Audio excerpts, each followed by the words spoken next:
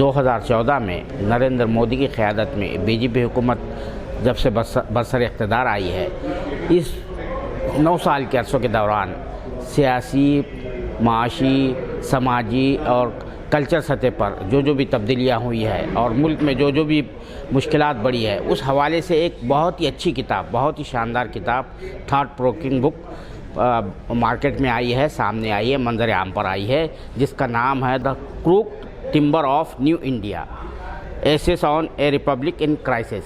ये किताब जो है नोटेड पॉलिटिकल इकोनॉमिस्ट और सोशल साइंटिस्ट परकाला प्रभाकर साहब ने लिखी है।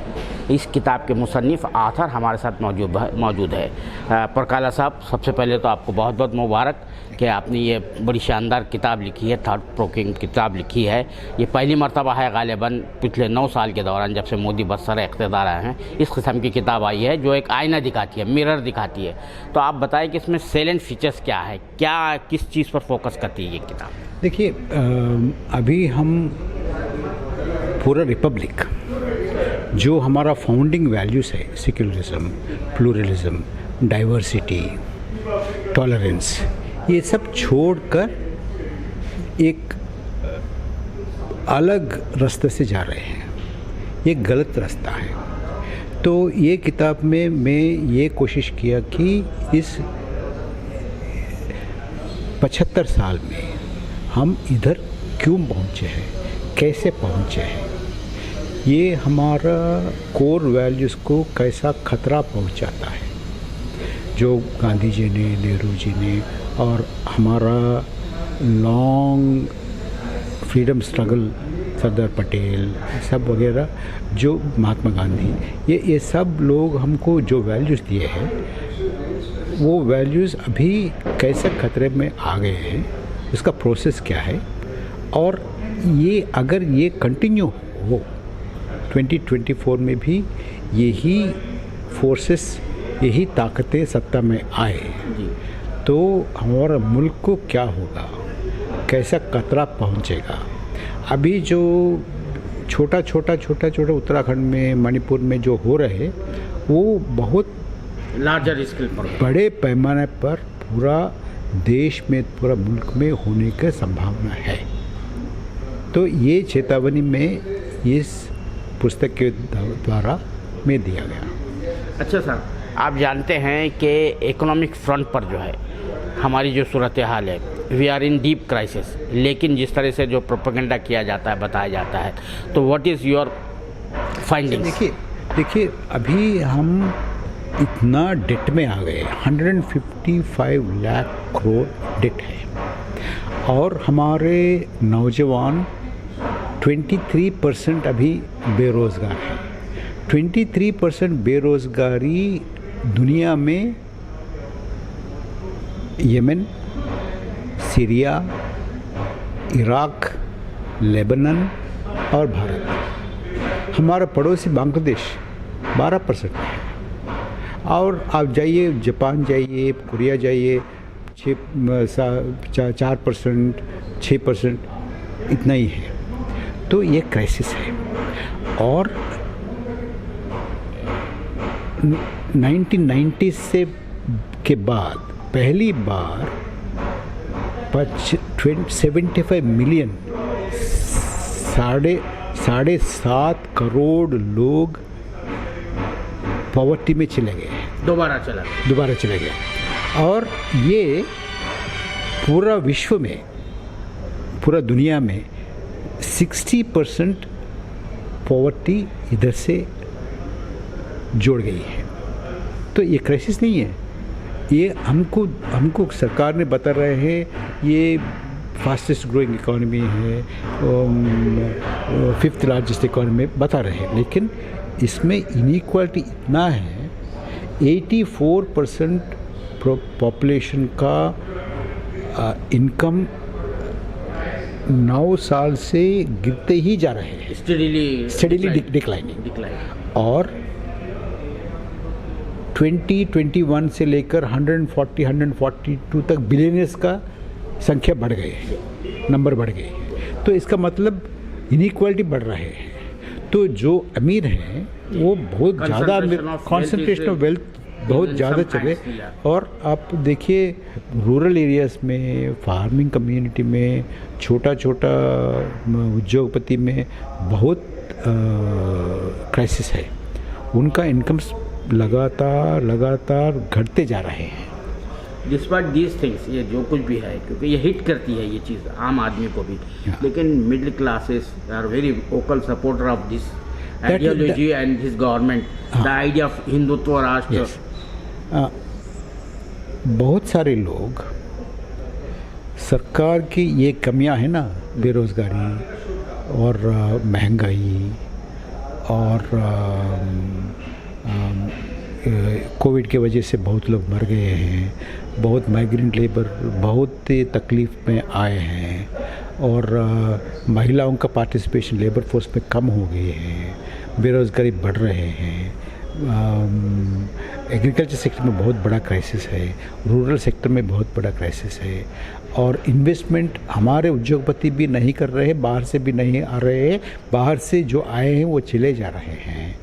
और every year since 2014 high net worth individuals Bharat छोड़ के चले जा रहे हैं अलग अलग मुल्क में। अच्छा, ये पूरा हो रहा है ना, लेकिन इसके बावजूद भी यूपी में जीत रहा है और सेंट्रल गवर्नमेंट में स्टडी और स्ट्रेंथ में है।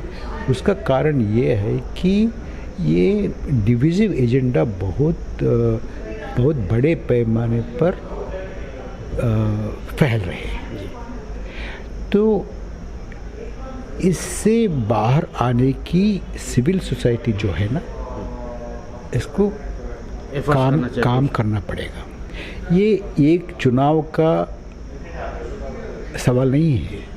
चुनाव से पहले, चुनाव के बाद भी अगर जीत जाए भी और इसको हराए तो भी, और 15-20 साल लगातार सिविल सोसाइटी में ये काम होना चाहिए कि ये कम्युनल जो पॉइजन, जो जहर है, उसको निकालना है। अच्छा सर, वो बहुत बड़ा सवाल है ये। You belong to south, Andhra Pradesh आपका ताल्लुक़ है। कर्नाटक में जो इलेक्शन के रिजल्ट्स आए, आप कह रहे हैं कि भाई अभी हमको ज़्यादा खुशियाँ नहीं मनाना चाहिए, वी शुड बी गार्डेड। तो आप क्यों ऐसा कह रहे हैं, क्या वजह क्या है? और क्या साउथ में भी जो है, साउथ को कहा जाता था कि it is the bastion of secularism और बहुत ही अच्छी वैल्यूज़ जो है, आइडिया ऑफ इंडिया का एक नमूना है, इट इज़ ए मॉडल, वो भी उसके असर में आ रहा है? क्योंकि देखिए, कर्नाटक में जो जीत हुई और बीजेपी का और कम्युनल फोर्सेस का जो हार हुई, इससे अब देखिए थोड़ा गहरा देखिए, आप थोड़ा डीपली देखिए। 36% जो वोट शेयर है बीजेपी का 2018 में, वो हिला नहीं, वो वैसी है। तो इसका मतलब देखिए, कोस्टल कर्नाटक में जो उनका ताकत है वो बने रहे और एज इट इज़ रहे, और बेंगलोर और सराउंडिंग अर्बन एरियाज़ में जो वोट परसेंट है, सीट्स है, वो भी ऐसी है। तो इसका मतलब ये है कि बीजेपी का प्रभाव इतना कम नहीं हो सकता है कांग्रेस का थोड़ा सा परसेंटेज, वोट परसेंटेज थोड़ा बढ़ गई और सीट ज़्यादा आ गई, लेकिन जो ताकतें बेसिक हैं वो ऐसी है। तो इसका थोड़ा इतना बिल्कुल डिडक्शन नहीं हुआ। तो इसलिए मैं बोल रहा हूँ कि आप थोड़ा गार्डेड रहना चाहिए, कॉशियस रहना चाहिए। इतना सेलिब्रेशन की वजह नहीं है। ये है। और दूसरा ये है कि अब यूपी देखिए, इतना बेरोज़गारी के बावजूद, कोविड में इतना मेसअप करने के बावजूद, इतना मौत होने के बावजूद, फिर बीजेपी सरकार वापस आई है।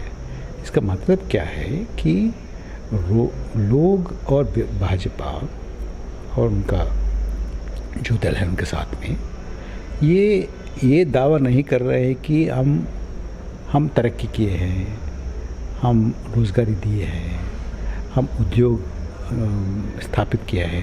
ऐसी दावा नहीं कर रहे। देखो मैं मंदिर बना रहा हूँ, मैं उसको मैं पीट रहा हूँ, उसको मार रहा हूँ, इसलिए वोट दीजिए। तो वो नशा जो है ना, वो उसका असर बहुत ज़्यादा है अभी। तो इसलिए अभी सिविल सोसाइटी का काम पॉलिटिकल पार्टी से ज़्यादा काम सिविल सोसाइटी के और जिम्मेदारी सिविल सोसाइटी के ऊपर में ज़्यादा है। आखिरी मेरा सवाल सर ये है कि हमारे पास जो फर्स्ट पास पोस्ट सिस्टम जो है, यानी वो घुड़दौड़ होती है ना, हॉर्स रेस होती है, फिनिशिंग लाइन पर टच करना है, तो हमारे जो सोशल कंडीशंस है वेरी डिवाइडेड हाउस है। तो जो पॉलिटिकल पार्टी पावरफुल होती है, एडमिनिस्ट्रेशन का हर एक मीन्स जो है उसके पास होता है, तो उसको जो है 30% वोट लाना है, 35% वोट लाना है, बाकी वोट डिवाइड करना है, तो उसकी वजह से हो रहा है। तो क्या आप समझते हैं कि ये जो है, ये जो आप जो इल्स बता रहे हैं कि ये डिविजननेस, कम्युनलिज्म वगैरह देश की तरक्की नहीं हो रही है, तो ये प्रोपोर्शनल सिस्टम बना दिया जाए, उसको ये कर दिया जाए, तो इसके नतीजे में ये होगा कि ये जो खेल जो हो रहा है, या 51% की सीलिंग लगा दी जाए कि 51% ले सिक्योर करे, जो भी वोट पड़ेंगे तो सबको साथ लेना पड़ेगा, सबका ख्याल रखना पड़ेगा, ये सब चीज़ें दूर हो जाएगी।